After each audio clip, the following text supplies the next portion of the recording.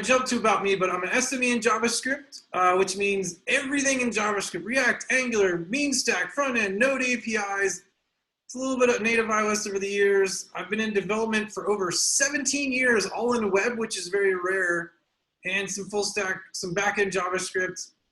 And since Angular version 0.8 and Node 0, whatever, about 2013, that's when I jumped on the full stack JavaScript train. And that's how long I've been doing that. And then this, so if you see this logo, this Berserk, this is like my agency logo. Years when I started, I had my own agency for like events, websites, applications. But for the last 6 to 7 years, I mainly just worked full-time as a contractor for various companies, everything from Dish to DaVita to startups. But I still keep like my own logo and agency. I do some consulting side work, which is, now that things have died in the pandemic, I've kind of revived this and doing these talks. But whenever I've talked at Denver Develop meetups, the Angular meetups in Denver. So this is just the logo I keep so that it's like consistent between all my talks, because I may switch who I work for over the years. That's what that's about. And I started these 2 or 3 weeks ago. And you may have found me through Eventbrite or Facebook or LinkedIn events, but that's what those are. But now Tom, who's also online, has a meetup group. And he just randomly came to one of my talks and needed some speakers, and it overlaps, and we can do both things at once. So I'll let Tom talk for 2 or 3 minutes about his meetup group. I run all things API. And Lee, I love the talks that you're giving. They're really the type of talk I'm looking for. And I guess the one thing I'd really like to put out there is I'd like to find some more speakers. So if anybody's interested in stepping up and you've got a nice meaty presentation on something that people can go away with some skills from, please get in touch. I'd love to have you speak. I'm primarily a Java programmer. Me and a couple other guys have a bid out on a new project that's going to be JavaScript, so that could be interesting. I may be asking you questions, Lee. But anyway, that's really all I have to say. I'll pass on to the next person. Well, or great. If it's okay today, we got so many people. I know the other days, Tom, we did like a minute intro, but with 12 people, that might take. Move on. Well, yeah, and we did the chat. If you did jump in the chat, everyone did a little intro of themselves.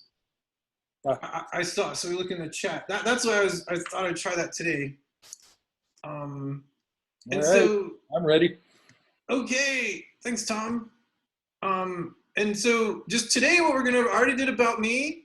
We'll go over what is a hook, what the current support is, what it can replace, some basic usage, and then I have 2 demo projects. I'm not sure if we'll get through both, but it does. I'm assuming everyone at least knows what React is, and then I'm starting with the Create React app. You don't have to use that to do React anything, but it's a nice starter project. You just start it and you have something running, because we're just starting with a running React rather than install React and get it running. We're just about hooks today, but it is we're taking it from ground zero with hooks, and it is a fairly simple project. So, and then we just did, everyone typed in the chat already where they're from and what their level might be. And just, sorry, the last few weeks we had been talking, but that's when we had 4 or 5 people. We've got over 10 now. And we'll have Q&A at the end. And so I'll just get right into what a hook is. Now, if anyone's at least familiar a little bit with React, React is a single page app framework, just like Angular or Vue or old Backbone and Marionette, single page apps. And whether you use Angular and Angular 1, it had scope, now it uses NGRX. And traditionally, and one thing different about React from Angular or from Vue is that React, most people for years considered React and Redux were one together. React is the UI framework, and Redux usually shipped with it and was the standard default, but you don't actually have to use it. There are many alternatives to that's like its state and data management. So React was the default. I've used it tons. Personally, it's very verbose, complicated. And when I've worked in a lot of larger apps that have like 100 or 200 views in various states, when that goes exponential, it gets super hard to manage. And I've used alternates like MobX, React Easy State, and also these hooks. One thing, so essentially what a hook is, you can use it instead of Redux for your state management or your data. And MobX and React Easy State, they were third-party alternatives, but hooks come straight from React. They're introduced and straight from React. They're encouraging everyone to use these. And it is nice because they're built in. They've been in beta for 2 or 3 years, but as of a few months ago in React 16.8 is when they came out officially. Now React is 16.9. And let's just go through some of this, what a basic hook is. And I have some code and some running stuff later on. They're basically just a function that lets you go into the React state and lifecycle features with a lot less code than Redux or MobX. MobX and React were less code, but this is native to React. Now, one interesting thing, we may or may not, if you've done React for a while and you have an older project, all your React components may be in class components. And up until a year ago, that was the only way to do React components was a class. Now you can do them in function components, and these hooks only work inside function components. Class components can easily be converted to function components. So just one gotcha, like say you have an existing React project and you want to start moving to this, you can't, if you just try and dump it in a React class component, it's not going to work. You need to convert that class to a function first. And another reason using this create React app project, it's starting out with a function component. You can rewrite your things, and if you have an existing older React project with create React classes or Redux, these older things, you don't have to convert it all to use these. You just need to make sure you're at a current React version 16.8 and above, and you can leave your existing stuff alone. And if you're doing new features, you can write function components and add this in slowly. It doesn't have to be all one or the other, which is kind of nice. But if you are starting from scratch, you will find this way less, just less verbose, less code, which I personally like. Some developers want the most complicated way to do things. Oh yeah, as I kind of cover this, hooks, there's no breaking changes. So if you have a Redux thing, and as long as you're a current React version, you can use these right along all your other things. They're optional. And there's 3 built-in hooks: use state, use effect, and use context. And then you can also write your own custom one. And we will do that in this project. But basically, use state is just like using your this whatever set state. And effect is like what you use in place of your actions and reducers. And it's way simpler, I think anyways. So that's basically what a hook is and what it replaces. I did touch a bit of this, but it's in beta a few years, released React 16.8. The current version that came out like a month ago is 16.9. One catch is, say you have an older project from a few years and you're like, hey, we're on 15 whatever, I want to upgrade. Make sure you also upgrade your React DOM and all your other packages to go along with this. Just maybe you may not use those, but just letting you know. And React Native, it's at version 0.5, so it's still technically in beta, even though tech people are using it a lot. This isn't React Native. If no one knows what React Native is, it's a way you can write your React code and compile it into native iOS and some other things. And so here is just a simple bit of code. If anyone knows a little bit of React at all, this should be straightforward. We import React and our use state from React. And one interesting thing I have noted later too, but if you notice with JavaScript imports, usually sometimes you can just import and just comma your stuff out.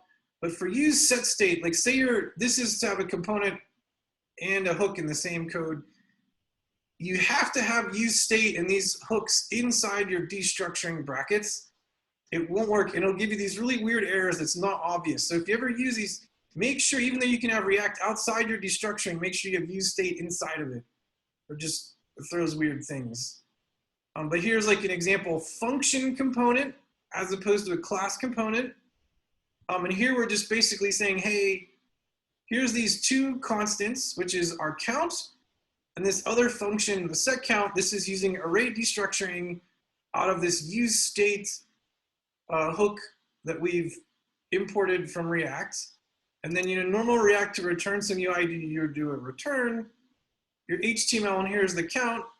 And we have a click, and this set count function is just saying, hey, set the count to the existing count plus 1, click me. And that's in its simplest form, that's a state hook.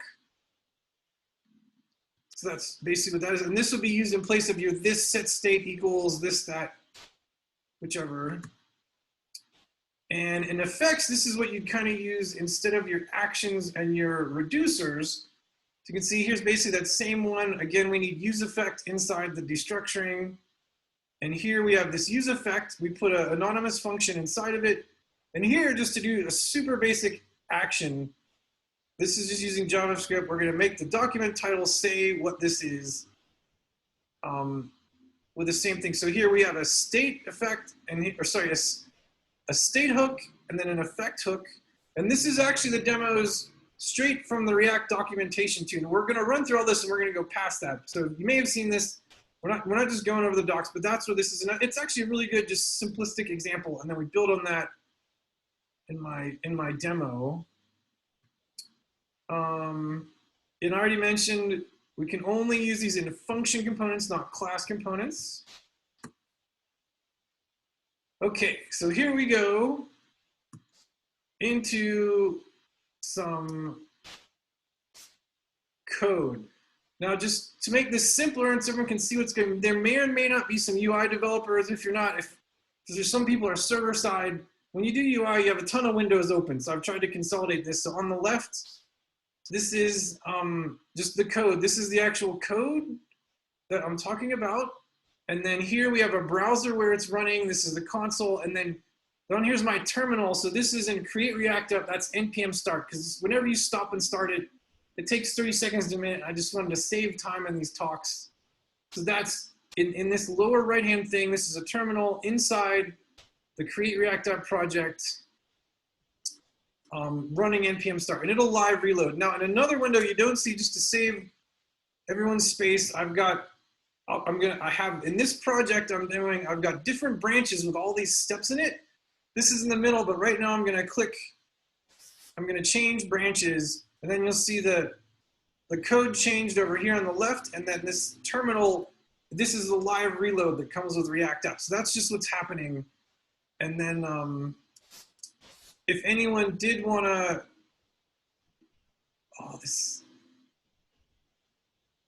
sorry, there's a tab I want to click that's right under my little screen share window. Come on, move little window.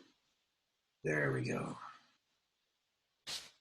Okay, so this link, this is all, I will send this out. One thing I did want to, in one of my other talks, I gave out the repo earlier, and then people had trouble running it, and I didn't want to bog us down with running basic Node stuff because they were new to it. But I'll put this link up afterwards. This is the project, and in here, it's got all these different branches with, you can check out each of these different branches at the different steps too. So you want to step through it and see it work. And also saves me time typing. So that's just what's happening in here. And so great. So here we are. This is the app.js. If everyone's familiar, here's like the folders in here. This is the pure start of the React App project with no changes. That's where we are.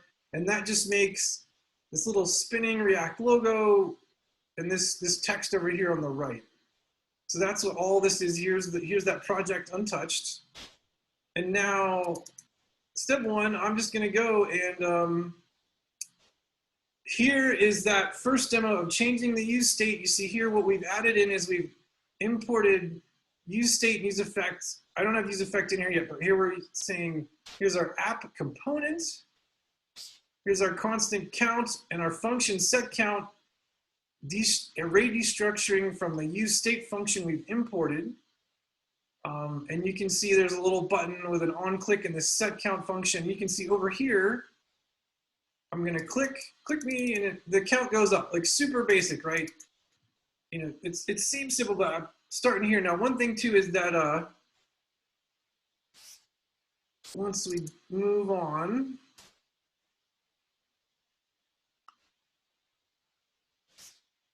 So now I've added in here the use effect, the set state is the same.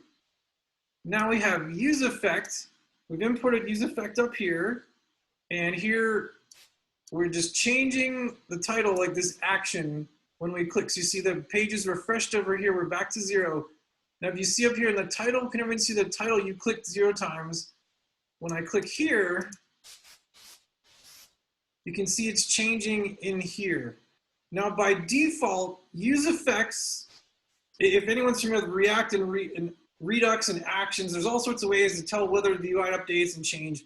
By default, the use effect just runs if you have it in your component every time after every render. Now that's not ideal, and we'll talk about ways to change that and when to have it change or not change things. But by default, if you just do a generic simple use effect, it runs after every render. It'd be like on component render in your old component React class components. That's what that's doing. So all we did was add this to change the title from the last step. Now you may wonder, okay, well, Angular apps are more than just one function in one file. So there's ways you can extract all this out into different files. So I'm moving on to my next step, which is step 3 in that repo. And you can see here, things got a bit simpler, at least in this file. You know, here we still have our state. And what I did was extract that effect into a set title, into this file right here, hooks set title. You can see on the left, I made a folder, and then here's basically that same code. This use effect is literally exactly the same from the previous state, but we've got it in a new file, and here we're just getting use effect from React. Even though you'd think you could just use effect for various reasons. We're going to go into destructuring importance, but make sure you destructure it. And then we've made a new function, use title, that we can export with a little input, so we can give it the number. And that's how we can extract that into a different file. So this is so when you've got lots of views, you can use these things between your views. You don't have to rewrite it every time. So was extracting the use effect hook. Now we'll move on to step 4. It'll refresh in a second. And I just wanted to add here, I didn't change any code, but what I've done is I add some notes in this code, which I'll give you all the link to. Now, it can be tricky. You can see I've changed the names here. This says thing and set thing, and I've added in a number here. And you can see I've changed set count to thing. Now, you'd think the only thing you're importing is this use set state. And the hooks do all this magic where you just make a name, whether it's count or bat or dog or thing. That's your state variable, and then this set, whatever that name is your choice. You can have these be named whatever you want in your file once you destructure. And this is some notes in the code. I hope everyone can see that. It's not high contrast. These are notes right in the code of how these work. And this is all where you set your initial value. So you can see over here, I set the initial value to 13. And you can see over here, I didn't click, and it's already at 13. And it'll go up. Oh, and actually I changed it, I added 10. So you can see here we're jumping, each time I click, we're jumping to 10. That's just basically what's happening. And this would be like you're putting a number in here is like in the old React components, like this state thing equals that on your component initiation. That's what you're doing there. And then in the next step, I've changed it back and put the state hook in, and hang on. Oh, sorry, I extracted the count state and everything into a separate file too. So it's really subtle, but if you notice here, we have constant count and set count. I renamed everything back. And this use count state is just taking the place of the use state. And as here we import this file, use count state. instead of the use state, and use state and use effect are gone from the import up here. So we're using a reusable state file, and that state file is this. Now, you may think, well, where's the structure in here? Well, it does it all by default. So you can just say use state count, your initial state, return use state. Now you can, obviously, you can add way more. You can do multipliers and do a bunch of logic in here. So, but this is in the simplest way of extracting a state effect into a separate file so you can reuse it. And then over here in app, this is where we just have the same start, and then we use count state here with the initial state of 0. And it's still, you can see we're all working here just 1 or 2 at a time, and it's changing the title. And we're using the effect hook right down here. Now, still, this stuff's fairly simple. And then in the next part, I'm changing to step 6 in my repo. It's going to reload here. I've skipped all the steps. I have a whole new file that's making API calls to a free open source thing called the cat API. So we can get some data, and look, it gives us this really nice cat photos and URLs. So again, I just started this new hook with a separate file because I broke down how we did that before. And you can see here, or sorry, maybe let me load up the cat API for you guys. It's a free, funny thing. You can use it to demo a lot of things. It has docs, etc.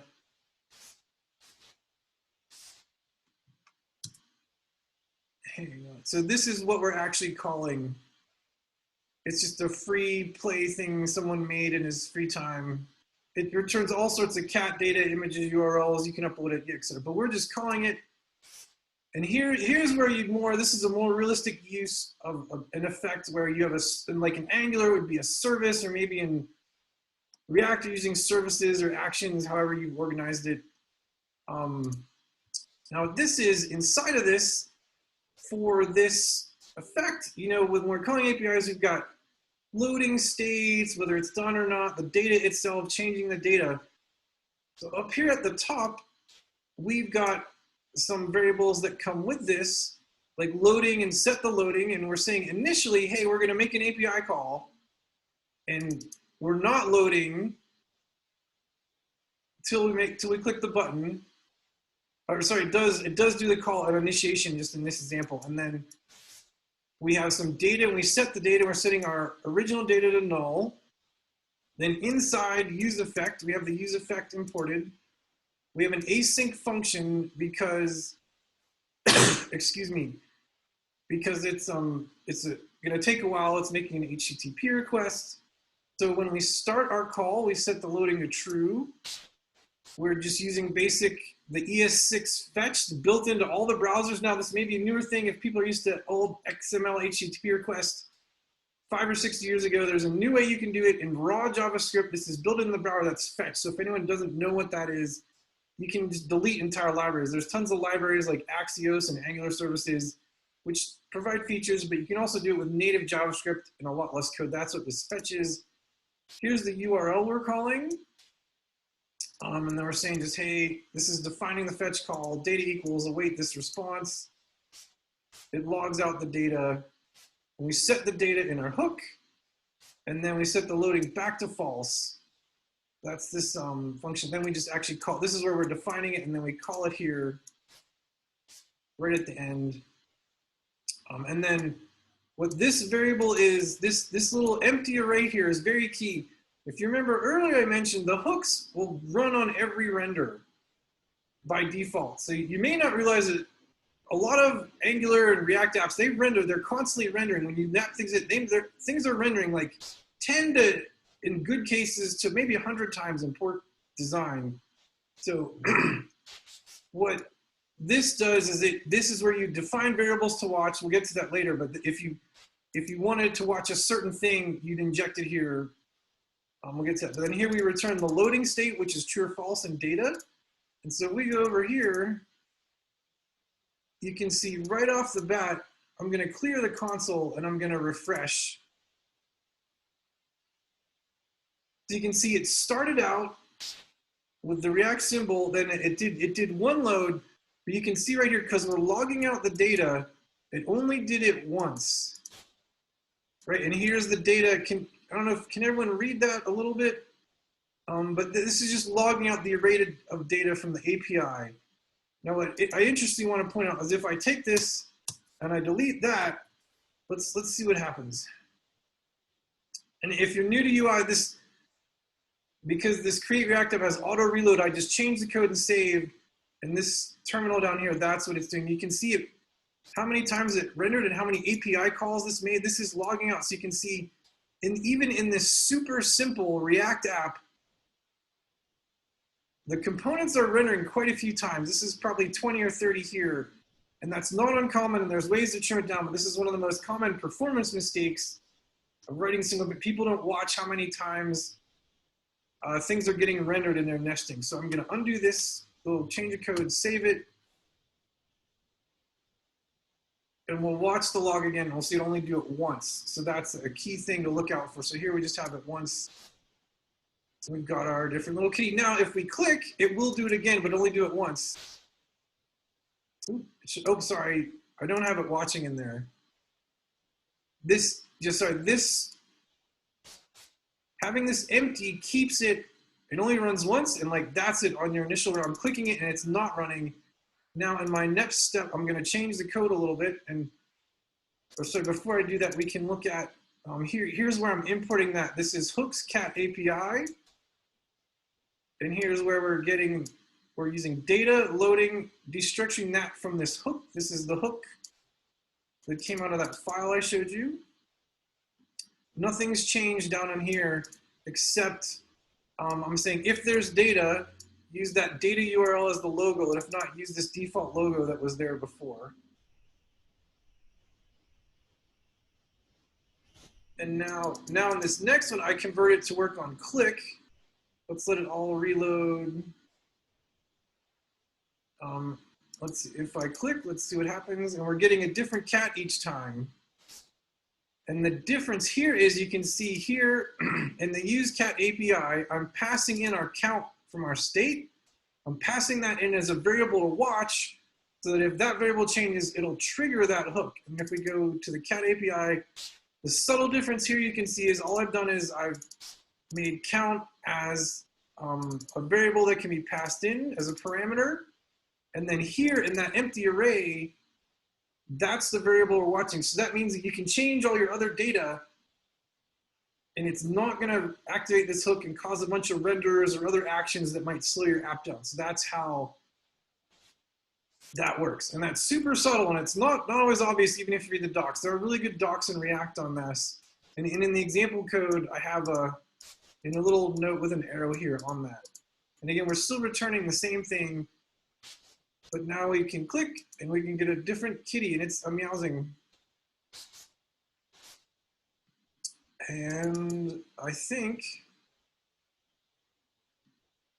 that's actually it. And if there's not any quick questions, we've actually covered that pretty quick. Another step to all this is, let's say you're like this public service, this cat API, maybe we want to demo that.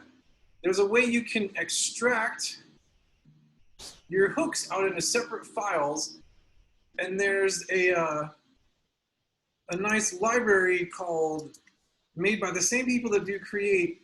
There's Create React Hook. And so in this one, basically, where is it? Here we go. Again, with a lot of these projects, there's a lot of boilerplate, your build tools, your testing. You're just doing the same thing over and over again a lot. So that's where this Create React App or other, like the Angular CLI and the Vue, that's where they come in. They just get the boilerplate out of the way for you and make sure you can start writing custom stuff. So I use this tool in another project called the Create React Hook, and I basically took this cat API, this simple hook right here, and made a new project and published it to NPM. So let me get that open.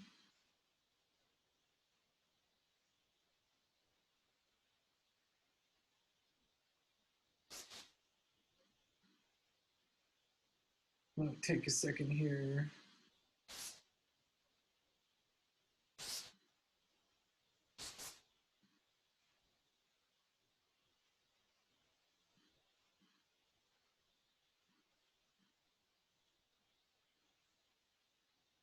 Let me see. Sorry, Zoom slows down your computers if anyone hasn't noticed that. So here is this folder structure of this other project, an entirely separate project. And again, I have this up in these repos. I'll send out these links. This Berserk Interactive, that's just my org. And here's the UseCat API. That's where it is in GitHub. And you can see in here, mostly what this is this is all exactly the same code from what we did there, and it's a separate project. And what you can do with this is you can publish it on NPM, and people can use it. And there's even a little link in here. So you could NPM install from this, say you want to play with this, or publish your own hooks to NPM or GitHub packages, or maybe internally, and have your things reusable. But here, this is literally this project I made the other day to call this cat API, and you can NPM install it and use it in your projects, or you can use these as an example to make your own and publish your own hooks, or use them for your company, or not have them in the same repo. Especially things like making API calls like a service. Larger corporations like DaVita, Dish, and these might want to reuse these. So it's a really easy way. I mean, I think I converted that code to a hook in less than 20 minutes and had it published on NPM with your company. But that's just a neat thing. You may not want to do it. It's a nice little thing and just a demo with this. And this project, I won't do it all to save time, but it even generates this nice README and all these links. And if I go back, even in this README, all I had to do was paste in this example code, and this README, the links, it gets it from your GitHub name, and if you name it right at the beginning, it does all, and it even has these links to NPM in there for you. It's very handy, and I thought that was kind of easy and clever.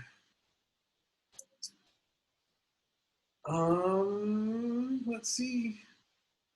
We'll check back. I did all the demos. And just a quick shameless promotion of myself. I'm Lee. Berserk's my org, my consulting org, and I do all these things: seminars, conferences, training, projects, work. You can follow me on LinkedIn, Facebook, and I'll send out the link to these slides. Again, I think I said already, but you can get in here, and it has the links to these projects. You know, I will release this video on YouTube. I've got a YouTube channel. We'll do that. And then Tom usually emails that all the people in his group too. So there's ways to keep in touch. And then I think that's all I had. And I think we did a lot better on time today. And now if anyone has any questions, fire, go ahead.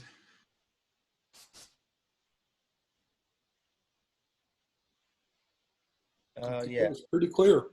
Oh, sorry. I had a question. Are we just supposed to shout them out? Go for it. One of the things I was interested in, you were saying that use effect is like component rendered, and I've always heard it compared to like component did mount to deal with like async stuff.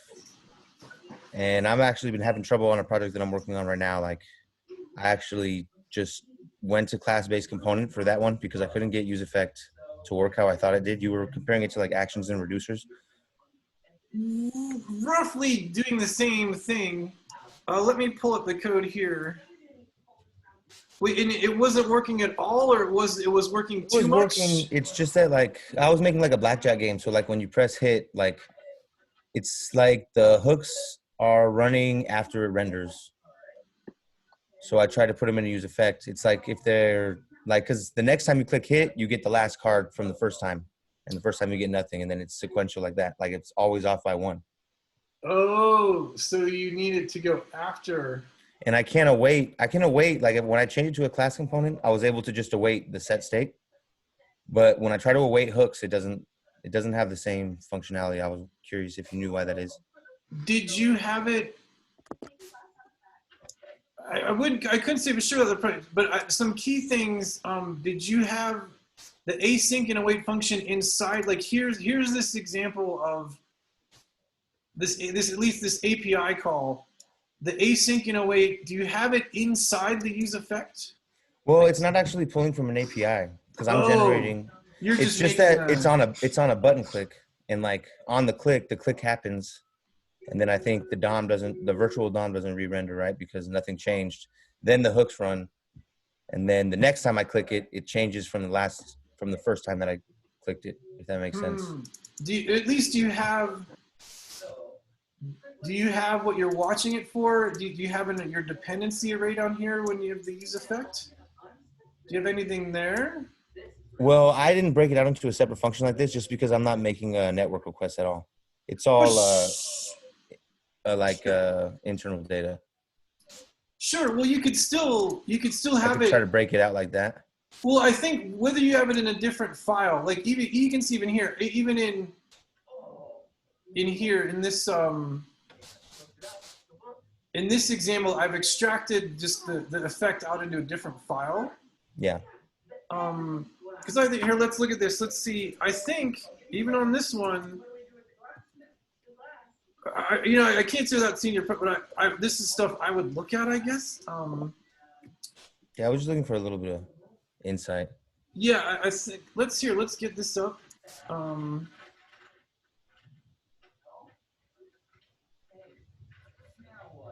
So here, even at the start, that goes a couple times. If you can see in here, we're getting a whole bunch of renders, like more than one for this, and I don't have that array. So like, I'm not sure if that is, or you can maybe have it kick off to watch. I was having a similar problem. It was running everything twice.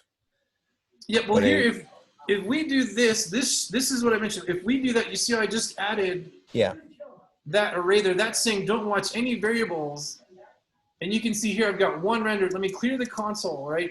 Now, if going by our app.js, right, let's check it. It's always going to check. So, we're going to click the button and trigger set count. And then in this effect hook, this title hook, in theory, we're going to set title.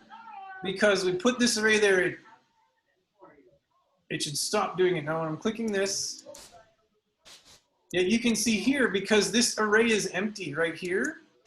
Yeah. And I'm not sure if this is the problem you're having. Just this is one thing I might look at. You can see here, this actually isn't. If you notice here, because we're changing. If I click this, we're at 3. It'll go to 4. Notice up here in the title, it's not changing because we put this array here. Yeah. So it's saying only do that once on the initial render, and that's it, period. Now, if we wanted to change it, if I take this count we passed in, it's saying you can pass in more variables. You can pass in multiples. You can say thing. You can pass in a bunch of parameters and have it watch it. That's when it should trigger. So let's see what happens when we did that. We're back at 0. I'm just refreshing. Here it does the initial call. Now, hopefully we click this and we see the one up here. And we had one render there. I'm going to clear the console. Click me. Great. And there we got the render. You can see how that's different. Yeah, so that makes sense. Again, I'm not sure if that was, but that's one thing with the effects. And again, one thing I might add too is if there's nothing wrong with class components, they're just a bit more verbose. Yeah, I know. I was trying to stay away from them. The class. But that makes a lot of sense. Yeah, I try to stay away from them. It's just like expensive. And to me, they're just a lot of code. They're like a ton of. There's code everywhere, and Redux is just like, oh my god, hundreds of lines of code. Yeah, I know. Redux is a lot of steps. Yeah, and it's more in smaller projects. But I found when I worked on a very large project, we're talking this Dish Networks, an internal tool that had hundreds of views and variations of those. The Redux, it was badly done. I got in. It was done by contractors, and they left. There was over 1,000 nodes, and it caused other problems. There was just so much code of diving into it, and you touch one thing in it. The state tree had over like 2,000 nodes in it. And we had 7,000 unit tests literally, and it was still so error prone. It was like there was just too much. Yeah, I understand. Well, Cool. sure. I appreciate it. That really answers my question. If you guys could please share this video as well, or like just drop it somewhere. You said you're gonna put it on your YouTube, right? Yeah, John, did you find me through like Berserk or through the meetup? Well, the school that I was going to in the Slack channel, we always share meetups that we found, and I saw this one on there. Oh, cool. So, but like you maybe got a ticket on Eventbrite. Is that where you got it? Yeah, I got it from Eventbrite. Okay, well, for those ones, I send on after email, and then Tom, I usually just copy the same stuff, and he sends it all out again. Yep, I'll do that. But in fact, I can show you. I've got. If you like these, I'm starting to do more, and I've got a. There's actually, if you have a YouTube account, you can just follow the channel, and like, it'll just give you a notification. So here's this channel. Let's see. Home. I'll paste it in. I'll paste it in the chat now if I can get to that. Where's my, when I'm screen sharing, this Zoom makes chat window. There, I just put the channel on YouTube, and I'll send out a follow-up letter with all the links. There's LinkedIn to get all these, and then Tom has the link for his. We'll share it across everything, and it's all free. Okay, yeah. If you could just if you just put it in the channel, I was looking for Tom on LinkedIn earlier and I couldn't find him. Look for me on Meetup. On Meetup, okay. All things API. There's a link in the chat if you take a look at the chat. Okay. Yeah, this isn't exactly API stuff, but it's still relevant coding, and most people do a bit of everything now. Yeah, well, I'm trying to get more into the back end side. Put something on top of it. Yeah. Okay, did anyone else have any questions, or was that good or bad, or did it make sense, or? I liked it. No, it was a good overview. I just have to do a lot of reading for it to make sense. Sure, that's all right. Well, I'll send out these projects. One thing I've made to try and make it easy to understand in this example repo, like this repo it's open source, free and out there. You can go through and. Would you mind sharing that right now to the chat so I could have it for tonight's meeting? Oh, sure, yeah. There you go. That's that one. You can git clone this, and you can. Where did it go? Show me the branches. 9 branches. Each time I change the code, I cut it out into a different branch to make so I can demo the code and have this run a lot quicker in the demo. And yeah, so it's all there, and you can play with it. And this is now, if you use this, if you're new to Create React App, you don't have to run Create React App. I started this project with that. In theory, you just clone this npm install and then npm start, and you can run this project. And if you clone it, but the master branch has everything in it, but you can go back and just check out the different, assuming you know some Git, or at least slightly familiar with Git. Very, Okay. very. Well, cool. So that's why I did that. I've seen other people do that over the years, and I thought that's pretty good. Well, I like that. That's what I'm doing on my own GitHub more recently. I'm keeping different branches for different subject matter. Like I have a branch just for all the README updates. Sure. Yeah. You can fork this into your own GitHub, and you can have a copy there. However you'd like to. You can clone it from here. You can fork it. Okay. Some people hate fork and prefer that you clone. Well, it might depend on what. Like if you're contributing on like an open source project, it's usually better to. Well, it can all depend. I'm just right. If you're contributing, you'd be forking, and I forked the code for Boulder stuff. Yeah. Yeah, but that's just all. That's what that is. Thank you so much. And does everyone? How did you find us through the Eventbrite or through Tom's thing, Sue? All things API. I've been a member forever of the meetup, and I noticed an email saying, hey, there's an event today. It's like, okay. Okay, well I was showing, because different people come from different, this is Tom's group. Yep. And then I have these also on Eventbrite. That's how a lot of the overseas people are finding. There's actually been quite a few overseas people. Maybe not just Sylvia this time, and there's someone in Florida. That's how some of the other things. You can just see here. Sorry, view. I'll go. But yeah, you can get Yeah, to either way. Eventbrite is great because sometimes I'll take an Eventbrite and I'll share it on the Women Who Code Slack channel, and then other ladies come. Yeah, or wherever. But I think Tom and I released Tom's. I'm not the only person speaking for Tom's group. He's doing one on Docker, correct, Tom? Or do you want to tell us what you got going on there? But just Some stuff on Docker next week. I actually changed my mind on how I'm going to do that, but I'll put that out when I'm ready. and I'll put this link up here. This is all the events are in here, just to try and get stuff. And we'll send out a follow-up email with all this stuff. But so you can just start to follow it and see. Yeah, well, I'm glad y'all like that. Any more questions? Looks like John had to go. Thanks, John. Good to meet I'm you, really Sylvia. happy. What? Excuse me? Good to meet you. Yeah, good to meet you too. I'm so happy that you got a lot of people today. I'm super excited, really. I will definitely play with this next week. Next week I will be on vacation, so I will have my full attention on these. And if I have any questions, I will contact you on LinkedIn. Okay? Of course, sure. And I picked a date for View. We wanted View. Oh, there's accidentally 2 here, but June 4th. I was going to do up and running, but again, Sylvia, you've used it a lot, so maybe what we could do in that one is we could coordinate, and I can do like an intro, and then you can say, here, this is a live working View project, and maybe just people could see the difference. All right. If you want to do that. Getting a co-speaker there, huh? Oh, yeah, well, I guess. if you're interested. But I'm not an expert. Well, it's still there's a starting project, and then there's bigger, even just it's an option. Just turn it on. That's all. That's all.